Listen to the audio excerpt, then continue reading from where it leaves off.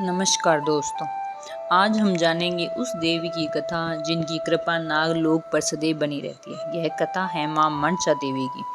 मां मनसा देवी को सर्पों की अधिष्ठात्री देवी माना जाता है। उनके भक्त मानते हैं कि वे विष, भय और संकटों से रक्षा करती हैं। लेकिन बहुत कम लोग जानते हैं कि स्वयं मां मनसा का जीवन संघर्षों से भरा हुआ था।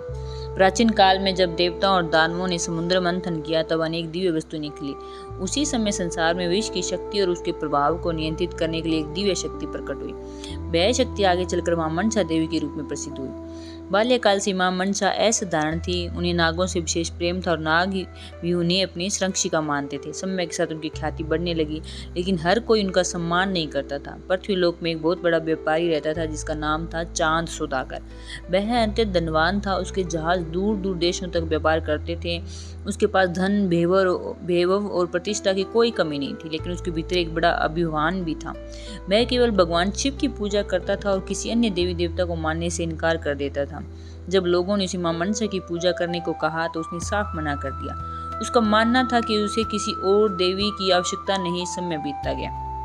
मां मनसा ने कई बार संकेत दिए कि अभिमान छोड़कर श्रद्धा को अपनाना चाहिए, लेकिन चांद सौदागर अपने निर्णय पर अड़ा रहा। धीरे धीरे उसके जीवन में कठिनाइयां आने लगी। व्यापार में नुकसान होने लगा, यात्राओं में बाधाएं आने लगी, परंतु उसके स्वभाव में कोई परिवर्तन नहीं आया। उसके 7 पुत्र थे।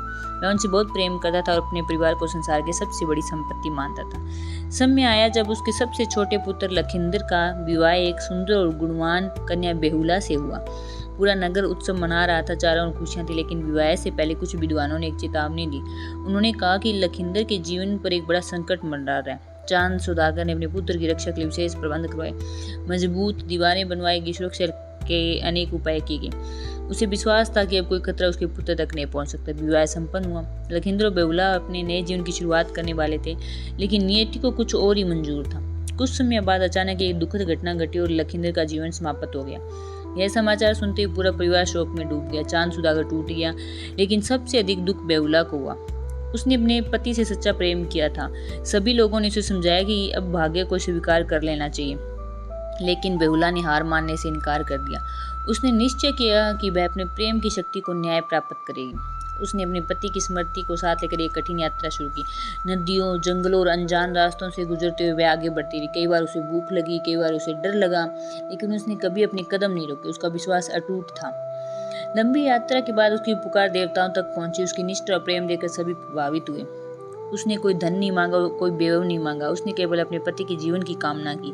उसकी सच्ची भावना देखकर देवताओं का हृदय पिघल गया। मां मनसा भी बेहुला के साहस और प्रेम से प्रभावित हुई। उन्होंने देखा कि यह स्त्री किसी स्वार्थ के लिए नहीं, बल्कि सच्चे प्रेम और विश्वास के लिए संघर्ष कर रही है। तब मां मनसा ने उसे आशीर्वाद दिया। कहा जाता है कि उनकी कृपा से परिवार में फिर से खुशियां लौट आई। चांद सौदागर का हृदय भी बदल गया। उसे समझ आ गया कि अभिमान मनुष्य का सबसे बड़ा शत्रु है। उसने विनम्रता को अपनाया और मां मनसा का सम्मान किया। उस दिन से मां मनसा की महिमा दूर दूर तक फैलने लगी। लोग उन्हें केवल सर्पों की देवी के रूप में नहीं, बल्कि धैर्य, विश्वास और करुणा की देवी के रूप में भी पूजने लगे। दोस्तों, यह कथा हमें कई महत्वपूर्ण सीख मिलती है। पहली सीख यह है कि अभिमान चाहे कितना भी बड़ा क्यों ना हो, अंत में विनम्रता के सामने झुक जाता है। दूसरी सीख यह है कि सच्चा प्रेम कभी हार नहीं मानता। और तीसरी सीख यह है कि कठिन परिस्थितियों में भी विश्वास बनाए रखना चाहिए। मां मनसा, लूपी और बेहुला, इन तीनों स्त्रियों की कहानियां में त्याग, साहस और अटूट विश्वास का संदेश देती है। इसलिए आज भी इनका स्मरण श्रद्धा और सम्मान के साथ किया जाता है। जय मां मनसा देवी।